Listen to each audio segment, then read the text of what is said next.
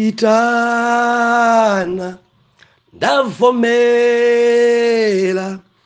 mwanditana ndavomera, mwanditana ndavomera, ndidzakutumikilani Ambuye kulikonse ndidzapita, kulikonse ndidzaenda, kulikonse ndidzapita, ndidzakutumikilani Ambuye. Haleluya, ndidzakutumikilani, haleluya, ndidzakutumikilani Ambuye. Ndidzakutumikilani, haleluya, ndidzakutumikilani Ambuye. Ndikulandireni okondedwa omvera konse kumene muli. Heneleke ichale mtumiki wanu believer lero pa 27 February 2024 ulendo. Loleni mwana mulungu tipitilize topic ya dzulo, utumiki oweta ndi kudyetsa. Endi lero tiona moife zinthu zingapo. Kodi mbuso utumiki wake ngorani? Nkhosa ikadya bwino ikakura pamakhala zotsatira zanji? Lero bilifa tikuwerenga Exodo chapter number 3 verse number 1 komanso buku lija la Salimo chapter number 23. Ndiyambe ndi Salimo chapter 23 verse number 1 ndi 2. Mawotsogolera amwayi amene Yehova akhala mbusa wawo. Verse number 1. Yehova ndiye mbusa wanga, sindidzasowa. Andigonetsa ku busa la usiku, anditsogolera ku madzi odikha. Teni ku Exodo chapter number 3 verse number 1. Koma Moses anali kuweta gulu la Yetero mpongozi wake, wansembe wa ku Midiyani, natsogolera gululo mtsogolo mwa chipululu, nafika ku phiri la Mulungu ku Horebu. Nimafuna muone hapa, natsogolera gululo, natsogolera gululo, nafika ku phiri la Mulungu, mtsogoleri oweta komanso kudyetsa. Nzosowa izi, biliva, nzosowa izi. Dzulo timanena kuti Bwana Moses achoka ku chinyumba cha chifumu, Bwana Moses achoka malo olemekezeka, Bwana Moses achoka pamwamba kwa mpiri. Moti pano ali kwa munthu wamba, auchoka nyumba ya president, aukakhala ku nyumba kwa munthu oweta, madyedwe ovutikira, masambidwe ovutikira, zochitika zotsika. Bilifa ndimafuna mumvetse pamenepa, akuchoka uyu ku nyumba ya bwana president, kumene kusamba pa tsiku musimunga werenge, tafuna dzisinkhani timasinaki kumeneko zimadyedwa, timachokoleti, madrinkiwa, zili kumeneko dzamitundu ku nyumba ya bwana president. Biliva amene mudayandikirako mukhoza ndivomereza, kumakhala majuice eni dzakumwa dzabwino zochita khathamira, mkaka ndi uchi zili kumeneko ku state anthu odalitsika ife nogwira ntchito kumeneko matupi amakhoza khala dibwiri kumeneko anthu amakanganirana nanenso ndikagwire ntchito konko madyedwe ngapamwamba zochitikanso zapamwamba maphunziro ngapamwamba pajati manena kuti akulira konko aphunzira konko mwanayi akula kudya zapamwamba akuvala zapamwamba endi sadakhale kale kuchokera mmama mpaka na madzulo asanadye even nsapato zake chilichonse chimene adali nacho Moses chidali chapamwamba kwambiri chifukwa ankarengedwa ngati mdzukulu wa Farao. Mulungu anachita zimenezi pacholinga aphunzire kwa Farao, amudziwe Farao, aone zimilungu zawo za Farao, kuti munyengo yolanditsa Moses adzangofikira pamenepo pu.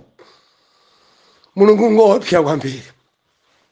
Ndiachoka ku nyumba imeneyo pano ali ku Midiani, achoka pa ntchito ya pamwamba pano ali ku Midiani, akukhala munthu wamba ali ndi mulimi ali ku Midiani madyedwe ovuta endi ntchito bilifani mafuna muione ntchito imene akugwira Moses akutsegulira nkhosa akutsegulira mbuzi akutsogolera mbuzi m'mapiri awupita kaweta mbuzi m'mapiri ochokera kwa bwana presidenti pano kutsegulira mbuzi amba ununkha ndowe kudya movutikira ngati adya ndi kuti ndi mkakawo madyedwe osokonekera poliji m'mapiri madzi amene amamwedwa mchiremo amakhala oyenda palibe madzi kuti amwe pa chitsime opanda ngakhale oragadi Moses akumamwa madzi amene ndiyadzoti manena kuti biliva Moses ali pa college ya utsogoleri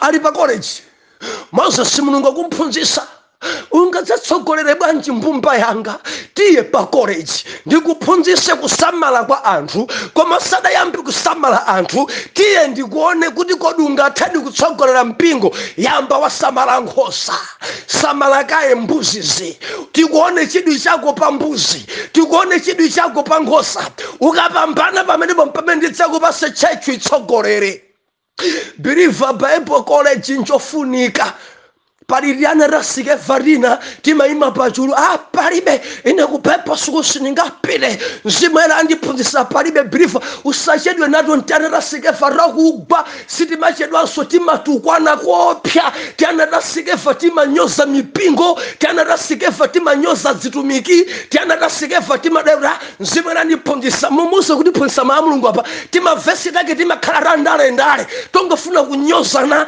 tongofuna kupyesana mtima bilifo satitsate nditiyana limene sidaphunzitsidwe olo suku sitikudziwa koma chima ndidabwitsa amanena kuti mzimu anatiphunzitsa koma ali ndi kagulupu kawo amakumananso kandi pa mtengo kandi kutchalichi ndiye wina amayima nkuphunzitsa why wina kuyima ndikuphunzitsa banjo osangokhala pa mtengo kuti akuluakulu tasonkhana pano palibe amene angalalikire pa mtengo pano mzimu aliyense mphunzitsa yekha koma mudzapezanso wina kuyima tatsegulani Mateyu sindikudziwa kuti anthu amene amatsatirawo amaganiza bwanji kaya amanena kuti mzimu anazitiphunzitsa Bible school sitipita sitingapite ku kalasi ya Bible pa zaka 4 pa zaka 8 palibe koma mzimu anandiphunzitsa ndechima ndidabwisa akamasonkhana kani mchalichi kamasonkhana nyumba mwa munthu wina amatsegula Bible werengani pakuti umadzukiranji werenge bwanji osanata kwakuti lili pano tonse chete mzimu anafuna aphunzitse ndi mzimu anazimphunzitsa aliyense bwanji umaphunzitsana chima ndikudza kuli akuluakulu konkwena azaka 30 azaka 40 azaka 50 ndamati hayi Bible sikulibe ntchito iyayi adzitiphunzitsa ni mzimu woyera Yesu Khristu atiphunzitsa ekha koma tiziwa ndatinati simungakhale pansi even Yohani Mbatizi adali ndi ophunzira ake amene ankaphunzitsa ndekuti amene ankatsala Yohani Mbatizi jangakugwa Yesu Khristu adali ndi ophunzira ake ngakhale Eliya adali ndi ana Elisa ana aneneri kwaphunzitsa amene tingachitire ntchito ya uneneri Paulo adali ndi anthu msukulu zathu lano kwaphunzitsa amene angathe kuphunzitsira mawu mungamalalikire bwanji mungamaphunzitse bwanji mawu a mulungu. Paulo ankaphunzitsa koma tiyana tasikefa tina bepo sikusingapite ziwanda imwene nzibwera ziniphunzitsa ndimafuna ndilize phere mukalipeza liyana tasikefa ili todzichemera rokha kuti ndi Ayuda pamene sali Ayuda athaweni nditi ziwanda lakugwa. Moses ali pa college aphunzitsidwa ndi malemba anena kuti Moses amazitsegulira nkhosa ndi kuzitsogolera pamenepo. Mbusa amatsogolera nkhosa. Ndimafuna ndinechi anzathu ku Israeli akamamanga kola bilifa akamamva kasonde kenakake showers ikugwa usiku wonse kwagwa mvula kwambiri kuno kusanje tiyamika Ambuye kuti yabwera. Mwina zimapita dzina dzazing'ono zikhodza sisimuka ndi dzuwa koma dzambiri ndikudziwa kuti zapyerera koma tiyamika Ambuye kuti mvulayo ayigwetsa kuyambira usiku. Ndiye mukamamva pena pake kaphokoso kenakake mvula ikumenya kudengako ndithu panopa. Mwana Mulungu mtsogoleri Moses mtsogoleri akutsogolera nkhosa. Ndimanena kuti ku Israeli khola ikhoza mangidwa yekulu kwambiri. Khola imodzi koma nkhosa zikhoza mmenemo za nkhosa siyana. Ndiye nkhosa zilizonse zimakhala ni mbusa wawo. Mundimva kati? Ndiye kuti nkhosa iliyonse imadziwa mbusa wawo. Ku Israeli ndikamba za nkhosa zenizenizi. Ndiye mbusa uja akabwera mugalize chikhola chachikulu wina lini nkhosa zake 10 wina nkhosa zake 40 wina nkhosa zake 100 wina nkhosa zake 200 ndiye khola njimeneyo. Ndiye chimene chimachitika mbusa uja akamabwera amayima pa khomo. Akayima pa khomo mbusa uja amatsegula. Akatsegulira nkhosa zamazina na mayina. Nkhosa zonse mbusa amazidziwa mayina ake. Ndiye amamva kuyitana John, Joyce, Richard ndikukamba za nkhosa. Ndiye kuti nkhosa zija amadziwa ndithu kuti akuyitana pa khomo iyi ndi mbusa. Akuti voice ya mbusa wawo nkhosa zimachita kudziwa akuyitana apa ndi mbusa wathu. And nkhosazo zimadziwa mbusa ndi mbusaso amazidziwa nkhosaso. Now akatha kuzitana mayina nkhosa zonse zimayandikira ku khomo. Zikafika pa khomo mbusa uja amazitsogolera nkhosazo kumalo kumene kukupita iye mbusayo kukadyesa nkhosazo. Biliva wandimva basi. Pamene lero sisili choncho abusa lero ambuzi enieniwa akhoza kutsegulira nkhosazo koma sakhala patsogolo pa nkhosa amakhala pambuyo pa nkhosa. Ndi angati amene ali ndi ng'ombe, ndi angati amene ali ndi mbuzi, ndipo mudalembapo waganyu amene amakuwererani zoweta zanu mudzamuyang'ane zimene amachita. Akhoza kutsegulira mudzamona akubwera kutseru kwa khola mwina kutenga chikwapa kumenya juga zina zimakhala zitagonabe juga. Ndiye nkhosa ija kani mbuzi ni ng'ombe zimadzuka ng'ombe zija nkuruluka pa khomo paja zikaruluka and sizimadziwa kuti tikulowera kuti. Ndiye ina yanzeruko pagulupo ina mwina yozunguza pagulupo imangoti mwina tilenge nseufu. Ndiye ikamapita mbali imeneyo ndiye ina imaganiza kuti kodi uyu akulondoladi kumene akufuna mbusa wathu kumene mwina ndipite mbali. Ndiye mbusa chifukwa amakhala pambuyo nkhosa sizimadziwa kumene kukupita ife. Ndiye akayiona ina kuti ikupatuka sikupita kumene iye akufuna mbusa amakhala ndi chimwala mbuyo muja amachitenga chimwacha ndikuchiponya kumenya nyanga ya ng'ombe. Akauponya malaja fika pa nyanga ya ng'ombe cha Dabada bala kumaneko mutu ngati wa mbuyache tapita mbali. Ndiye ng'ombe chamanena kuti mwangu ndimenya. Ndimaganiza kuti tikupita uku chifukwa iniyo simuli patsogolo muli mbuyo. Tidziwa bwanji tikupita uku ngati matitalikira. Tidziwa bwanji tikupita uku pamene iniyo muli mbuyo. Tidziwa bwanji tisipinja uku pamene iniyo simudatiyandikire ndipo mbuziyo nkhosa ikagendedwa imadandaula. Haleluya. Bible nakuti Moses amazitsogolera nkhosa kumapiri. Ndiye kuti Moses amakhala patsogolo nkhosa zonse pambuyo. Ndimafuna ndilize pherere kwa atsogoleri.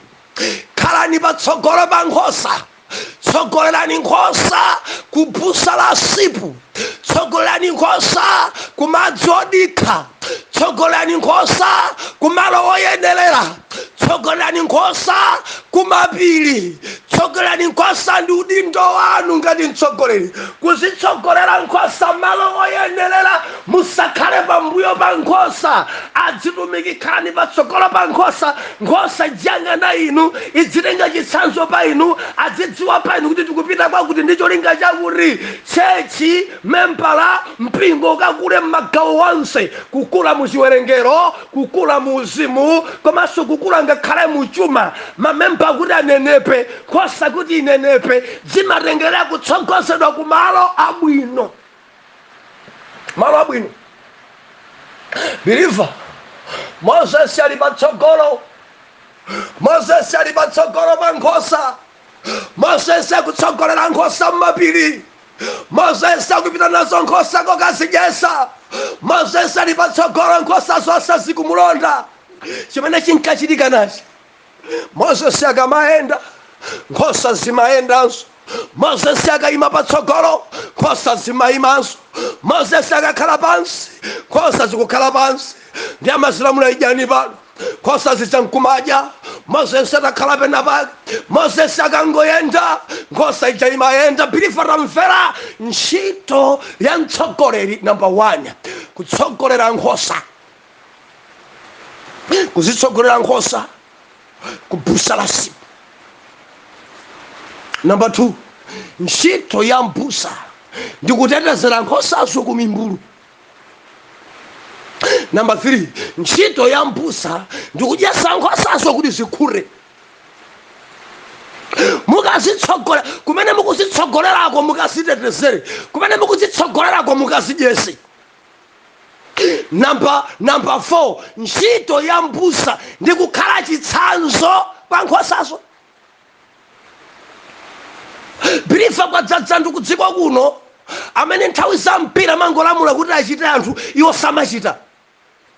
Tikamene kuti mbusa ndi chitsanzo magawo onse, ndi chitsanzo chakudzichepesa mbusayo, ndi chitsanzo chakupembedzera ndi mbusayo, ndi chitsanzo chakusala kudya ndi mbusayo, ndi chitsanzo chakupereka ndi mbusayo, ndi chitsanzo chakusunga chero ndi mbusayo. Mukadzampeza wina onena kuti haleluya, musatsanze ine, koma mutsate zimene ndikuwerengazi. Dziwani mwakumana ndi mbulu angovala chikopa cha nkhosa koma ndi fisi. Paulo adati khalani otsanza ine, Ambuye Yesu adati khalani otsanza ine, muchite monga ndichitira ine. Zimadabwisa ena anaskefa lero akuti mutsate baibulo iyi osati ine, musayangane ine muyangane baibulo iyi. Inde nzona ndinu munthu olephera, komano ngati oyera mtima, komano ngati mtsogoleri, ndinu chitsanzo, ndinu chitsanzo mtumiki nzanga, ndinu chitsanzo mabishopu, ndinu chitsanzo adzilaliki, ndinu chitsanzo ma intercessor, ndinu chitsanzo azimayi achigwirizano. Tikamanena kuti takondana ni mabanjamu, ma intercessor kale chitsanzo, azibusa kale chitsanzo chokonda akazi awo, maibusa kale chitsanzo chomvera munawo. Atsogoleri ndinu chitsanzo, anthu adzonera pa inu zabwinozo, adzonera pa inu za umulungu, anthu adzonera pa inu, ndinu chitsanzo cha gululo. Andidalisa ine Moses akuzitsogolera nkhosa, akuzitsogolera m'mapiri, akuzitsogolera kuphiri, akuzitsogolera kumalo kumene kuli chakudya, akuzitsogolera kumalo kumene kuli madzi, akuzitsogolera kumalo kumene nkhosazo zikadye. Baibulo ikunena kuti Moses atafika kuphiri, nkhosa zinkadya, nkhosa nkusangalala, nkhosa nkazitetezera. Pakayeneka ina kuti kuyenda motsimphina, Moses amayigwira, amayimangira chika. Utumiki omangira na chika ukusowa. Believer, wina akafoka, wina akabwerera mbuyo, chimene chikufunika wina akabwerera mbuyo ndikumangira na chika, kulimbikitsana. Wina ngati sakutha kuyenda, mwina mwendo wache apunthwa, pamene Moses amayigwira nkhosa, pena nkuyisenza kumene paphewa, pena mkuibereka kumbuyo tie ndutumiki ndutumiki ali pa college Moses sakutaya nkhosa Moses sakupyala mtima nkhosa Moses sakukwapula nkhosa Moses akusamalira akuwera akuderezera kukabwera afisi Moses amaderezera kukabwera mkango Moses amaderezera nkhosa zitetezeredwe nkhosa zisamaliridwe believer ukamuona David adapha mkango ndi chimpalangondo utetezera nkhosa za bambo ake Jesse ndi ntchito ya abusa china chikabwera kufuna kuononga nkhosa chitamangiseni pali zimbalangondo zina zimabwera pakati pa nkhosa yanu ndi ukamba ndinu a bishop musamale kwambiri kudziko kuno kuli zimbalangondo zimabwera kuti zidzagwire nkhosa ndi udindo wanu kugwira ni manja kukhadzula chifukwa mukalekerera mudzaona kampingo kanu kasanduka ka mitala mukakuti mwalekerera kampingo kanu kadzakhala ka ulesi kusala kudya mukalekerera mayi uja amene mumandalira uja mkango dzammeza khalani ngati Davide wagwira mikango yosokoneza kulanditsa mikango mkamwa wamini mbuzi mkamwa mwa mkango muli ndi udindo atsogoleri ndikunena pano wina mayi wachigwirizano wanu ali mkamwa mwa mkango muli ndi udindo kalanditsa membala wina amene mumadalira chali mkamwa mwa mkango kalanditseni mtumiki ndi udindo wanu onga Davide sadalole adagwira chimbalangondo adagwira mkango adadzikhadzula ni manja adazipha zonsezo potetezera mbuzi za Jesse naye Moses sakulola akusamalira akudyesa akumwesa kuti nkhosa zinenepe believer buku la Simon nakuti Jehova ndiye mbusa wanga sindidzasowa anditsogolera kubusa la usiku anditsogolera kumadzodika mbusa amatsogolera nkhosa kubusa la usiku believer dzoti manena kuti tikati kutsogolera nkhosa kubusa la usiku ndekuti kutsogolera mpingo kuchakudya chabwino choyenera chokoma chodalitsa 1 2 chakudya chakasinthasintha si za vesi imodzi kapena buku limodzi iyayi tisachite pasidwa mayina iyayi tamaphunzisani eti nthawi zonse akatsegula nditsegulirani Yona akayimaso ndi Yona athawa ku Ninevi Yona ndiyaka amaudzwanda amaupulisa anthu kumati Yona pamaliro Yona adangonsintha dzina lake mtumiki ndi Phineas koma sikutchukanso pano ndi Pastor Yona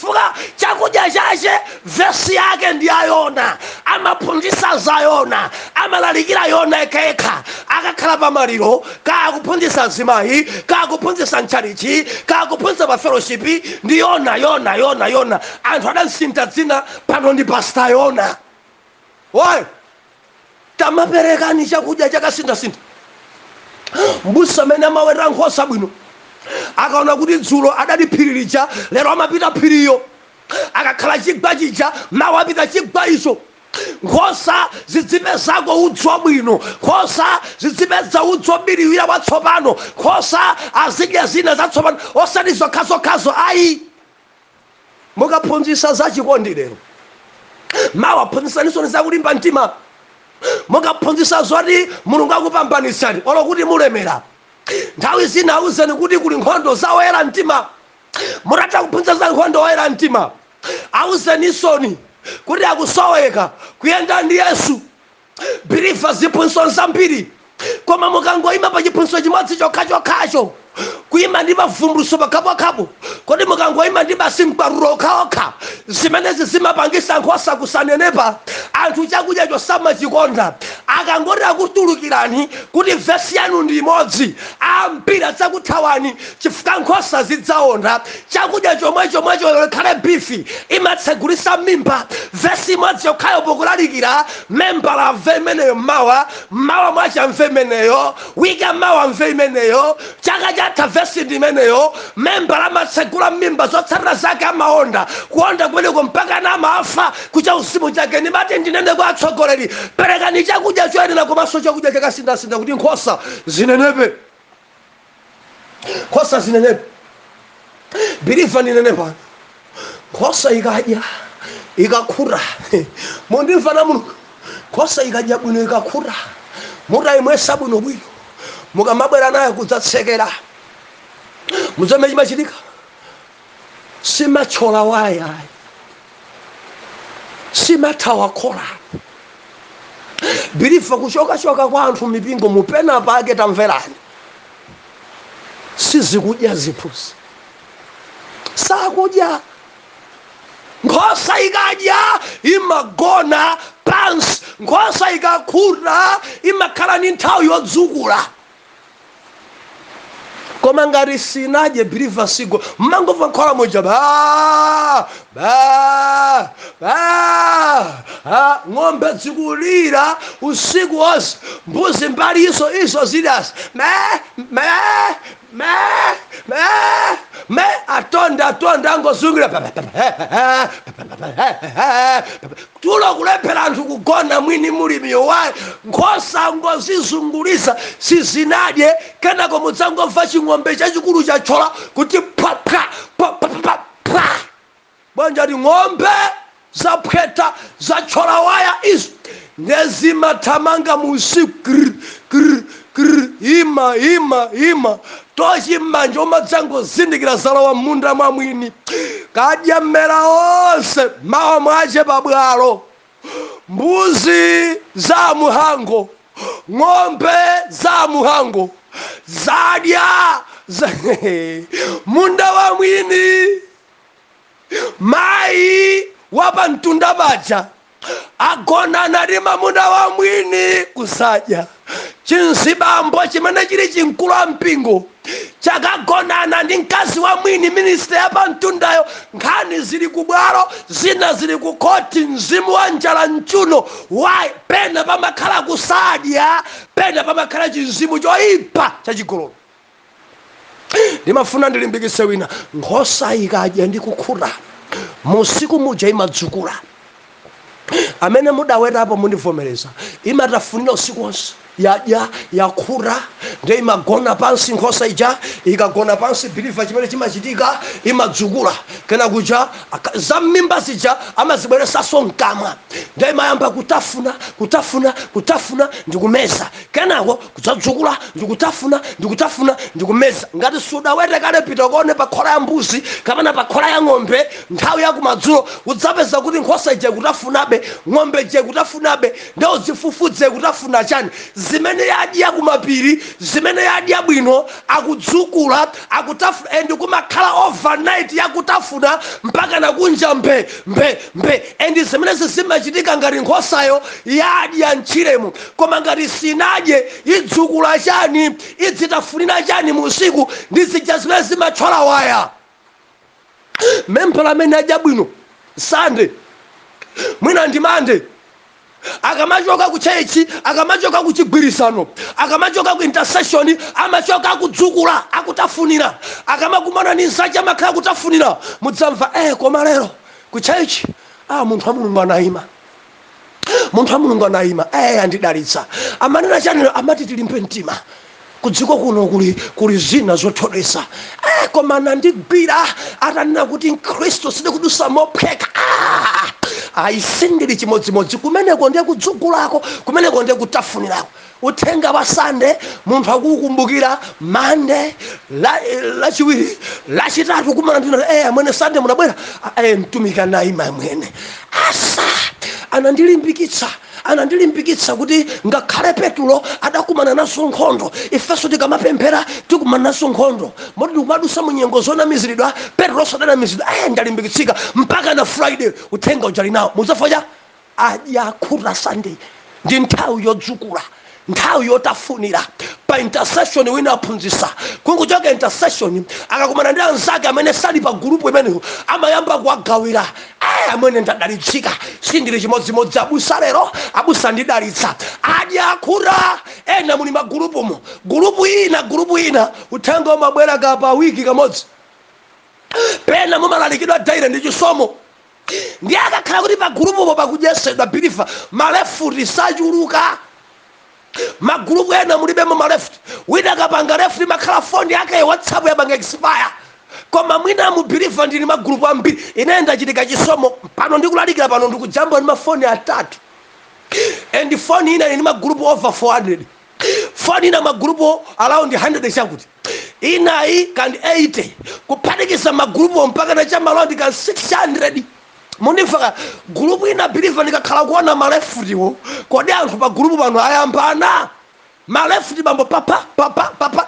tsiku limodzi okha mwina anthu 15 koma pena kudabwa kuti wiki athunthu lefuta kusowa wina akapanga lefuta bwati ndachita mwangozi bwezereseni abusa ndachita mwangozi kureku chimene chimanena anthu mundibwezerese pali chakudya akukhula akudalitsika koma pamalo pakuchitika aphada kumangotumizira zithunzi zolaula ati eya mkazi timangwira choncho eti gulupu imene nkumakhalabe eya mamuna timangwira choncho anthu amangopanga malefu